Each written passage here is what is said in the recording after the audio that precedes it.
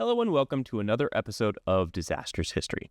This week we're going to cover a disaster of a new kind. This week we're going to talk about the Moorgate Tube disaster. If you haven't gathered from that name, this is about a subway disaster, specifically in the London Underground. There have been a lot of disasters in the time of the London Underground, but this one is probably the strangest and really the only one that doesn't have a good explanation. But we will get there. The London Underground originally started as the world's first underground passenger railway. On January 10, 1863, the Metropolitan Railway opened the first underground railroad between what was then called Bishop's Road and Farringdon Street in northwest London, serving 6 stations at the time. These tunnels were built rather roughly. They followed existing thoroughfares and were essentially long trenches that had rail laid down in them, then the tops were covered up by dirt. They were not deep, which was by design, because these lines would need a lot of ventilation, otherwise you end up with a ton of smoke and steam in the tunnel, which would lead to a massive disaster in and of itself, if not dealt with. This is how much of the first tubes of the London Underground, still not called that yet, were made. Up until about December of 1890. This is when the first electric railway deep underground was open. Because it was electric, this meant there didn't need to be as many ventilation areas because smoke and steam weren't being created and wouldn't cause disasters of suffocation for those aboard the trains. This meant trains could go deep underground. Tunnels could be built over the top of each other. The expansion of the London Underground, still not called this, would be only hampered by money and strength of the tunnels. The first time the system would be called the London Underground would be in 1908. This is also when the world-famous logo became first seen, the red circle with the blue bar with Underground written on it. In 1938, the Underground had their first disaster on record. Technically, it was disasters. Both were just a few months apart. Both involved trains colliding with each other because of signal failures. The first injured 12 people, the second killed 6 people. Both were near the Charing Cross station, but on separate lines. When World War II arrived and the London Blitz began, the stations for the London Underground were used as bomb shelters. Most of them pretty successfully, but there were several major incidents. After the Blitz started in September, the authorities in London were less than pleased with those in the area using the tube stations as bomb shelters. They were frequently full of people by 9 p.m. who had brought all sorts of bedding to sleep there overnight as German bombs were dropped all around the city. Several different times throughout the entirety of World War II, even past the Blitz, bombs found their way into areas and killed a large number of civilians sheltering inside. The biggest disaster was in March of 1943. On that evening, Londoners were expecting retaliatory bombing from the Luftwaffe after the RAF had heavily bombed Berlin 2 days prior. The air raid sirens sounded, and individuals began moving into the staircase for what would become the Bethnal Green Station. As everyone filed into the tunnel, a new air defense missile battery fired off, which may have startled those on the stairs because they weren't expecting it. A woman and her child tripped at the base of the stairs and caused many others to fall over. This created a block at the bottom of the stairs and a subsequent crush in the stairway. In total, 173 individuals suffocated and died in the crush in the stairs, causing it to be the deadliest disaster in London Underground history. Overall, the London Underground was one of the safest forms of transportation in the entirety of England. Only 24 people had died in actual incidents in the Underground that weren't related to German bombs. After the war, the Underground continued to flourish and grow. They electrified multiple sections. A new line was added that, for the first time, didn't follow the streets above. All throughout this time, control over the Underground changed hands several times to various boards and councils. By 1970, responsibility for the Underground fell to the Greater London Council. Now, the train involved in this particular incident was 1938 tube stock. The train literally looks like a tube. It's rounded at the top so it fits in the rounded portion of the tunnel, with a few inches of clearance on each side. It literally looks like a tube. It's rounded and it goes right in, and there's 3, 4, 5 inches of clearance on each side.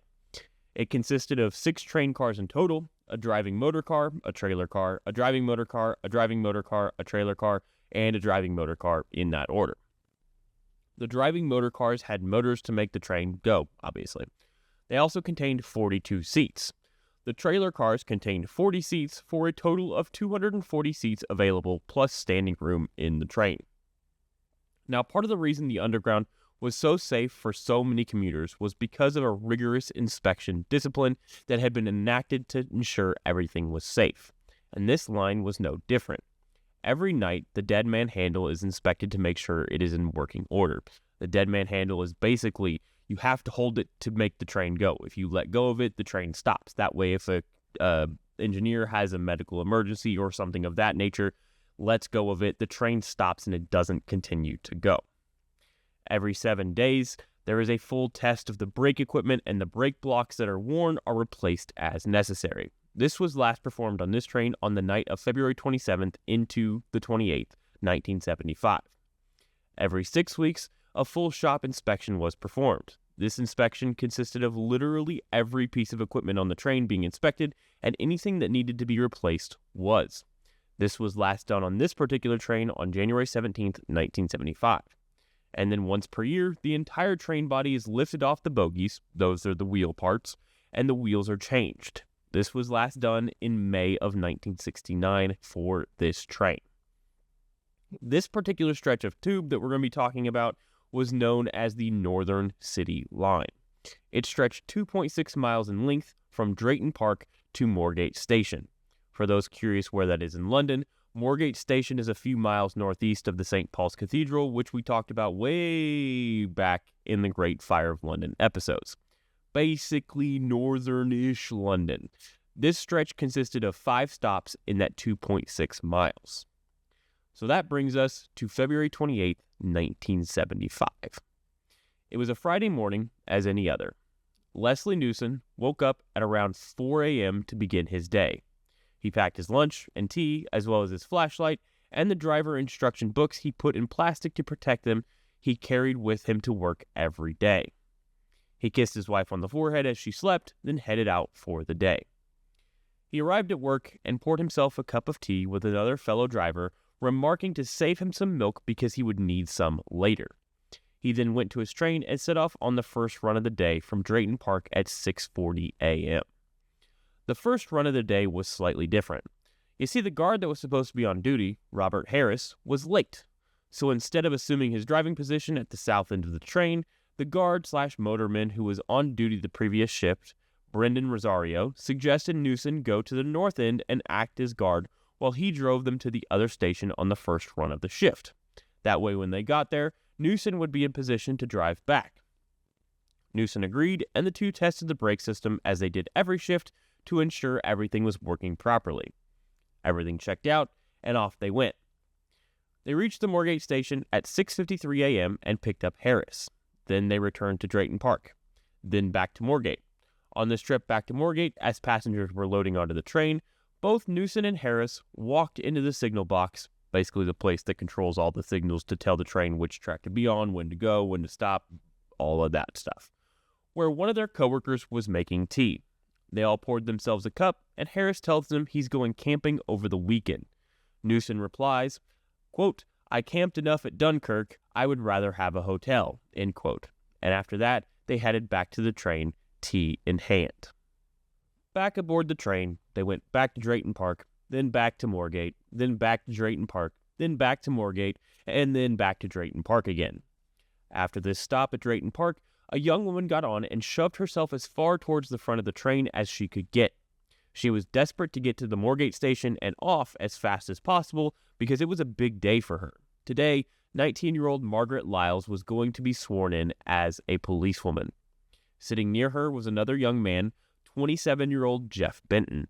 He was on his way to work at the London Stock Exchange that morning. At about 7:45 a.m. that morning, a local London cab driver decided to take a fare that would make him late to give his dad a ride into London for work as he normally did. This meant 59-year-old Thomas Thrower would have to take the tube into the city. At the Old Street stop, one of the 4 along the route from Drayton Park to Moorgate, a young woman named Marion King gets on board on the first carriage. She grabs a hanging strap and begins to read from the novel in her hand. Meanwhile, many individuals are waiting on Platform 9 at Moorgate to get on for their morning commutes. It's Friday morning. so there are a lot of commuters going up and down this particular track. Anthony and his wife Caroline are waiting patiently for their turn. Now, the thing you have to understand here is the layout of the Moorgate station. Platform 9 was on the south side of the tunnel, coming from the Drayton Park direction. The tracks were on the north side and then had a crossover junction that brought the train into Platform 9. Past Platform 9 was an overrun tunnel that was 67 feet long. At the end of the tracks was a blinking red light to warn drivers where to stop. After that was a sand drag piled 2 feet high that was 36 feet long, with 19 of that outside the overrun tunnel and 17 of that inside the overrun tunnel. After the sand drag was a buffer stop, which is a steel device designed to prevent a train from going past the end of the line. And then past that was a solid wall, the end of the line, period. At 8:39 a.m., 1 minute behind schedule, Train 272, which was the train piloted by Leslie Newson, left Drayton Park headed back towards Moorgate. They made each stop as normal. First Highbury and Islington, then Essex Road, then Old Street. Nothing unusual was happening. The speed limit in the tunnel was 40 miles per hour. They weren't doing any faster than that. They would slow down as normal to go into the stations and then stop, pick up passengers, let them off, and then continue on to the next station. The stretch from the Old Street station to Moorgate is where things began to change. At some point between the Old Street station and Moorgate, Harris got bored and left the panel at the very rear of the train to wander around the carriage to see if anyone had left a newspaper he could read.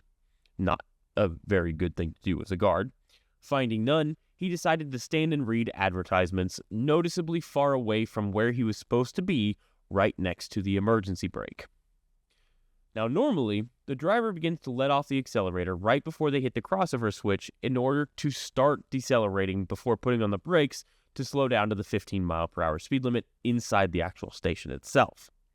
Many of those aboard the train knew this was the normal procedure, and some began to look around confused as to why they still seemed to be going so fast after they heard the noise of crossing over the crossover switch. In fact, it seemed like the train was picking up speed after going over the crossover switch. On Platform 9, Anthony and Caroline realized something was wrong. They've ridden this train before and know the lights of the train are approaching fast. Way, way, way too fast. The train burst out of the tunnel at least 40 miles per hour. They could see Leslie Newson sitting at the controls, upright, hat on his head, staring straight ahead, unmoving. Completely rigid, absolutely no reaction from him whatsoever. In the front carriage, Robert Lindsay knew everything was wrong. He'd ridden this track many times and knew by now that they should be slowing down, but they're not. He looked for an emergency brake around the cabin that he was in, but couldn't find one, so he just closed his eyes. Javier Gonzalez was also in the first carriage. He was 21 at the time, on his way to class. He looked across the aisle at the woman sitting across from him, who had a blank expression on her face. Then a loud bang, darkness, and silence. The train never slows down before plowing through the red blinking light at the end of the platform. It hits the sand drag and careens right through it. It hits the hydraulic buffer stop, which forces the front of the train upward, but forward momentum plows the train into the upper back corner of the concrete wall beyond it. The front of the first carriage shoved into the wall. The momentum of the second carriage shoved the second carriage up under the back portion of the first carriage, smashing it into a V shape. The 52-foot-long first carriage is smashed into an area of 20 feet. The first 15 seats of the first carriage were smashed into a length of about 3 feet. The wheels of the rear of the first carriage shear off the top of the front of the second carriage, killing some passengers in the second carriage instantly. The front of the third carriage is slammed into the rear of the second carriage, collapsing it. It was a loud bang, then silence for a moment, and then the screams began. The inside of the first carriage was an indescribable horror. First, it was completely dark in this tunnel, no lights whatsoever. Second, the sand trap that they had plowed through had been there for years and was full of not just sand, but dark black dust that was now everywhere inside the first carriage, the second carriage, the third carriage, and now all over Moorgate Station. And third, everyone was now stuck. There was no escaping. They would have to wait. If they were conscious, most of them were not. The man who had made tea early that morning with Leslie Newson, Walter Wade, was the first to call for help. He reached for the telephone on the wall and called London Transport Headquarters Control. Up on the surface, local police officer Graham Bridger was sitting on his motorcycle 2 hours into his shift for the day. He was watching the crowd stream out of Moorgate Station. One man walked directly up to him and said, "There's been a crash down there below."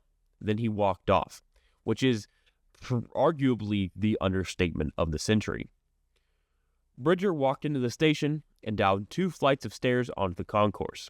There, he saw a number of people coming up the escalator, which for rush hour on a Friday isn't really unusual. What shocked him was all of their faces were stained black with white circles around the eyes, and they all looked dazed, absolutely confused, having no idea what was going on. So he ran down the escalator and found a large group of people looking fully dazed with a dark, dusty cloud hanging everywhere. He found one of the railway workers and asked him what happened.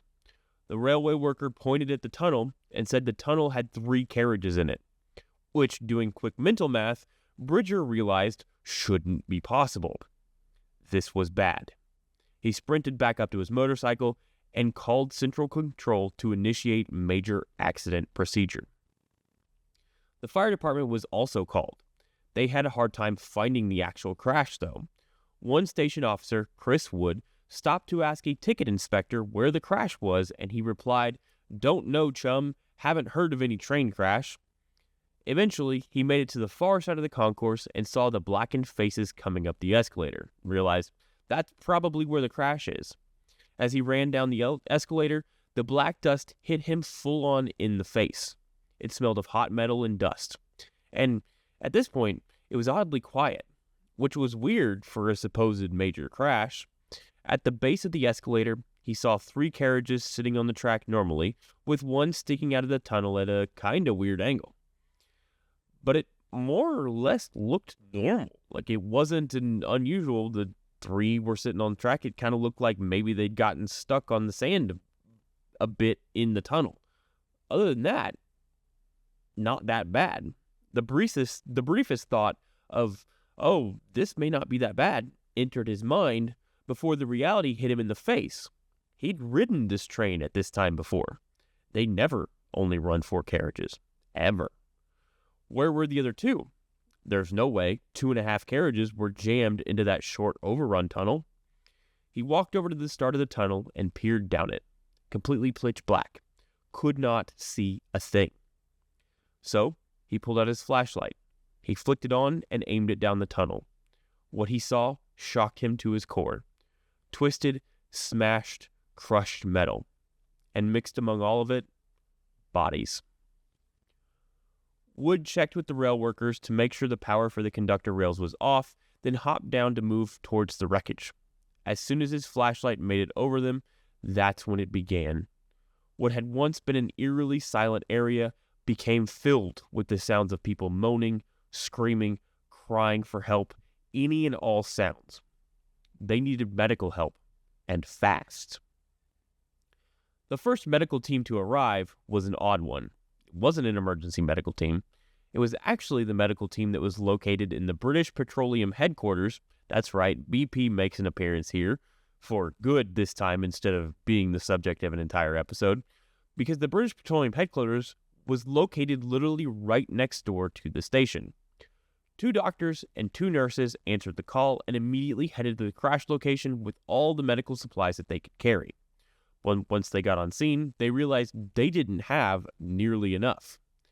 Dr. Donald Dean, the head of the team, realized that there was a pharmacy nearby that supplied all the medicine for his team normally. He could go there and try and get as much medicine as he could carry. So he sprinted up to the surface in the store called Boots and headed to the pharmacist. He was a little nervous that the pharmacist wasn't going to recognize him because his entire face was covered with the same black dust that was hanging in the hair. Luckily, she recognized him and he quickly explained what was happening, and the pharmacist cleared their entire stock of morphine and pethidine, both pain-killing drugs. They then ran back down and began administering to people who were trapped in the carriages. The initial rescue in the third carriage was easy.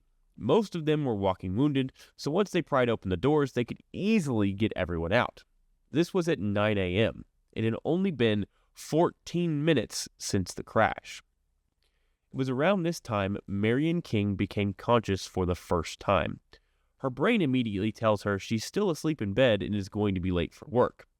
Then the memories of the crash come flooding back. She quickly then falls back into unconsciousness. The cab driver's father, who took the tube, Thomas Thrower, died almost instantly. Robert Lindsay, who had closed his eyes because he knew the crash was coming, managed to survive and escape the disaster. The second carriage was similar to the third carriage, although the front portion of the second carriage was nearly as bad as the first carriage. The first carriage was an absolute nightmare. Like I said before, it was crushed into a V shape. The back end was shoved up on top of the second carriage. The front end was smashed up into the concrete wall and ceiling in the corner. Once they finally climbed into the first carriage, by literally boosting a firefighter into the air, the true extent of the horror was revealed.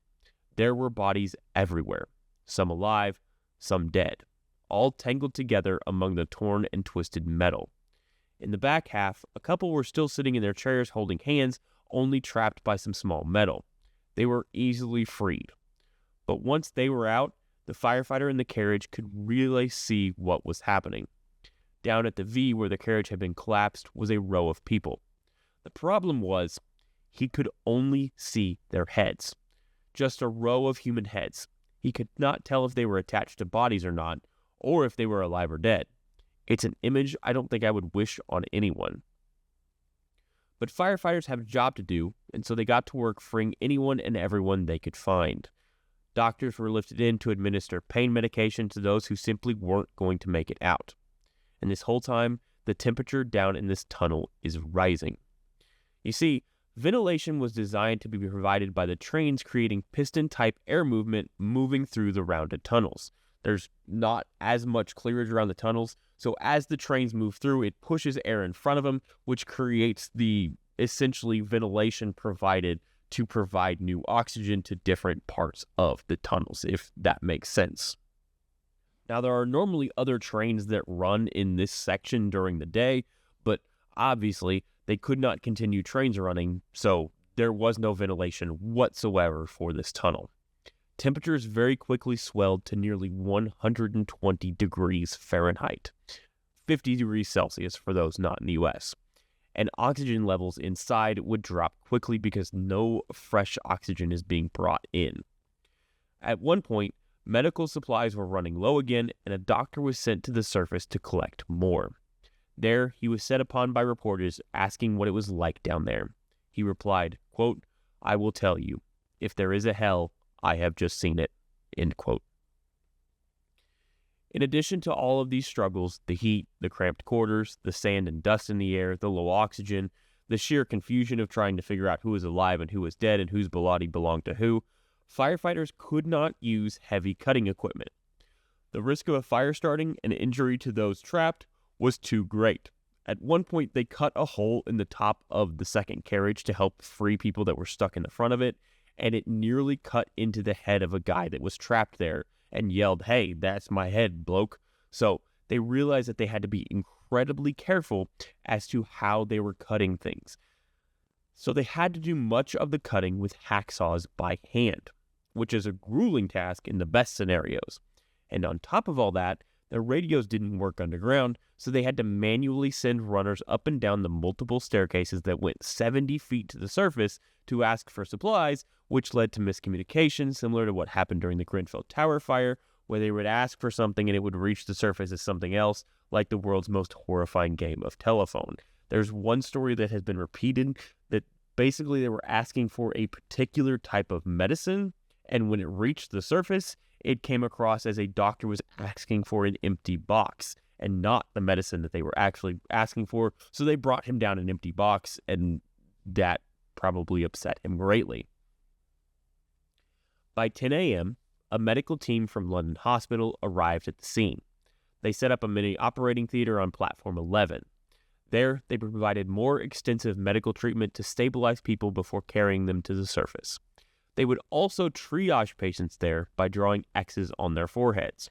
1 X meant minor injuries, 2 X's meant serious but could be delayed in treatment, 3 X's meant serious injuries needing immediate attention. This mini hospital saw every single casualty pulled out after they set up, even the ones who had already died. Resuscitation was tried on every single person until it was certain that they could not be saved. By 10:20 a.m. or so, Marion King finally regains consciousness again. She's trapped in the first carriage and realizes a firefighter is talking to her. He asks her if she likes dancing. She replies she does. He says back to her, "Well, when you get out of here, I'll take you dancing." Many conversations like this were happening throughout the carriages as firefighters worked to free those trapped and to keep them talking, alert, and their spirits up. Eventually, firefighters pull Marion to safety. You see, what you have to understand about this particular disaster is this is not a quick thing. They have to cut through all of this metal, make sure that they are cutting the right place of the metal so that they're not causing damage to anyone else that is trapped. So you don't want to cut through a specific piece of metal that will then drop more metal onto someone else, causing them further injuries. So it's like a giant game of pickup sticks, except it's smashed into a tunnel in the complete darkness and 120-degree temperature. And if you screw it up, you could potentially maim or kill someone. And that's awful. It's awful. Everything about this was terrible. And at one point, it was so dark and hot that firefighters could only work for 20 minutes at a time before they needed to take a break outside so that they could get oxygen back so that they could go back in to continue working. Now, firefighters see some awful things, and this is an awful situation, and they have some weird coping mechanisms to deal with those things. One of the things that they did on scene was give nicknames to individuals who had clearly died. So, obviously, they're not working to rescue people who are clearly dead. They can't save them. They're going to work on the people who are clearly alive first. So, in order to pass the time, they would talk to the dead people. They would give them nicknames. One of those was a man in a suit still sitting in his seat. They nicknamed him the City Gent. As they would go in and out of the carriage and carry people out, they would make jokes. They would talk to him, the whole 9 yards. Essentially a way to keep their spirits up in what is an absolutely terrifying and atrocious situation. By noon, firefighters had only 5 individuals alive still in the carriages left to be extracted. By 3:15 p.m., only 2 were left. Now imagine that. This disaster happened at 8:46 a.m. You have been trapped in this carriage among a bunch of dead people, listening to every other person that is alive get rescued from this train. It has been 6.5 hours. It is 120 degrees. You are surrounded by twisted metal. You cannot move. You can barely breathe. You probably have multiple injuries. You probably have multiple crush injuries. And you have to sit there and listen to firefighters save everyone else, working their best to get to you. And it's still 6.5 hours of 120-degree heat. Those 2 individuals were left: Margaret Lyles, the 19-year-old soon-to-be police constable, and 27-year-old Jeff Benton. They were in an unfortunate position. When the crash occurred, they had ended up pinned down next to each other. The problem was, every time Margaret attempted to move, it caused Jeff immense pain. She also could not feel her left foot at all. So, for 6.5 hours, every time Margaret moved even slightly, she caused Jeff to scream out in pain, which obviously she doesn't want to do, so she has to keep completely still for as long as possible to not cause him pain. That is a nightmare. That is one of the worst situations I think I've ever heard of someone being in in an episode we've done so far. People have been in some terrible situations. This is arguably one of the worst, because not only is she trapped, and if she moves, she causes someone else immense pain and could potentially lead to their death. She also is surrounded by dead bodies, and those dead bodies have been smashed. So it's likely that there is blood, other people's blood, all over her. She can hear groans and screams. She can hear the groaning of the metal all around her as it shifts as the firefighters attempt to reach her to rescue her, because this is not a stable situation. So as they move through the carriages, it's going to cause things to shift and move and all of that. So she doesn't know that if a firefighter gets close to her, if that will cause her pain, if that will cause Jeff pain, if that will make it worse for the two of them. This is I don't even know how to describe it. It feels incredibly claustrophobic because it's completely dark. You can see the occasional flashlight. You can feel the dust entering your lungs. You can't cough, because if you cough, you cause Jeff pain. You can't move, because if you move, you cause Jeff pain. You can't move yourself because you're afraid that if you move too much, it will cause yourself more pain and him more pain and kill you or kill him. You don't know if anyone around you is still alive and just unconscious, so you don't want to move too much. It's just an all-around terrible, terrible situation. Essentially, at this point, firefighters were trying to make sure Margaret was as comfortable as possible as they worked out a way to get her and Jeff out. They asked Margaret if she wanted another policewoman constable to come give her company, and she replied, "I'd sooner have one of the lads." For the next 5 hours, firefighters would try every possible way they could think of to get Margaret and Jeff out. But they realized at about 8 p.m. there was only one way it was going to be successful. They would have to amputate Margaret's left foot. Firefighters would hold up flashlights so doctors could see what they were doing. Margaret at one point asked who was going to carry her out, and the firefighters told her they were fighting for the right to carry her out. Doctors came in, put her to sleep, and then amputated her foot. Because of the way Jeff was trapped, he had to watch the entire amputation. Once her foot was amputated, they pulled both Margaret and Jeff out. Margaret would go on to serve as a police constable for 1 year before retiring. Sadly, Jeff died of his crush injuries a few months after the disaster. They were finally pulled out at 10 p.m. They spent essentially 14 hours inside this train in 120-degree heat, listening to everyone else be rescued before them. As soon as they are pulled out and away, rescue workers call for silence. All work stops. No one moves. No one speaks. Barely anyone breathes. They're all straining to hear if anyone is still alive in the carriages. The only sound they hear is the sound of creaking metal from the slowly shifting, crushed train. Everyone left inside is dead. At 2 a.m., firefighters are finally able to successfully remove the man they refer to as the City Gent. His name was Bernard Marks. In total, 43 individuals died due to the disaster. 74 individuals were injured and taken to local hospitals. It would take workers 4 full days to cut away enough of the carriages to reach the body of Leslie Newson at his position in the driver's seat. The cab that had once had a depth of 3 feet was crushed to a measly 10 inches. Inside the cab, workers made a shocking discovery that made the mystery of this crash even more mysterious. You see, in order to keep the train running at speed, the driver would have to keep their hand on what is known as a dead man switch, which we talked about earlier. It's there to make the train go. If you let go of it, the train stops. It's to prevent disasters like this from happening. So if there's a medical emergency or something like that, the conductor or the engineer lets go of the dead man switch, the train stops. They don't have a disaster like this. The position that Newson's body was found in, however, indicated he had likely held the dead man switch all the way to the point of impact. His left hand was near the brake handle and his right hand was near the main controller.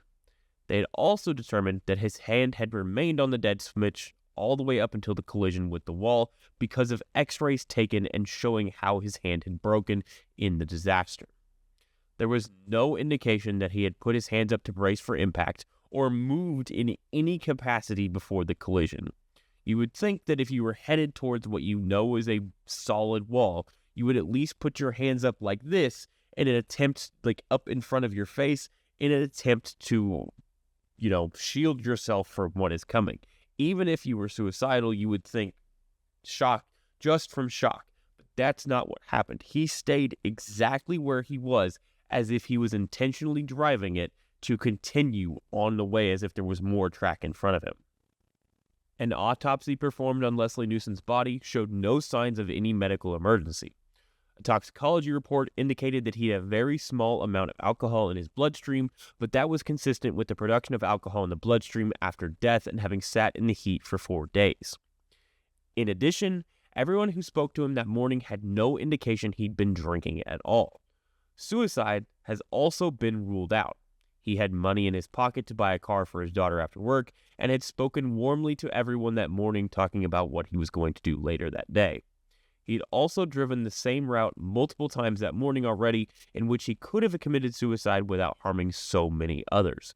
Now, there have been several reports that Leslie Newson overran several stations before, and it may have indicated that he was attempting to gauge just how much speed he would need to actually commit suicide by train. However, his wife, his daughter, his coworkers, everyone that knew him indicated that he very much liked his job. He was a very happy man. There were no indications that he would commit suicide. There's absolutely no evidence of any reason that this man drove this train at full speed into a solid concrete wall.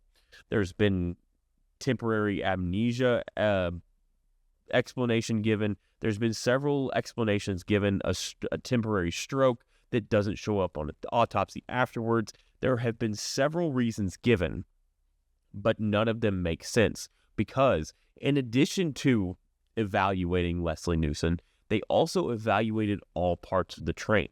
Everything worked properly. Nothing was out of working order, including the brakes.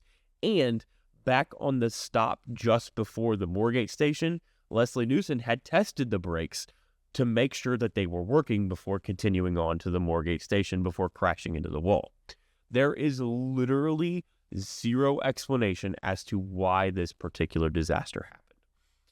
It seems like the most likely scenarios are either suicide, which we don't really have good evidence for at all, or there was some kind of medical emergency that he had that froze him in place, that did not remove his hand from the dead man switch, did not cause him to collapse, essentially just stayed there. It's very weird. And most of the things that would kill him instantly, that would leave him at sitting straight up, likely would have showed up on an autopsy or a medical examination of some sort afterwards. And there was absolutely nothing. Essentially, whatever happened with this train, whether it was suicide, some sort of medical emergency, lay with Leslie Newson. He is the only one that knew what was happening in this train. And unfortunately, we will never know what exactly happened here.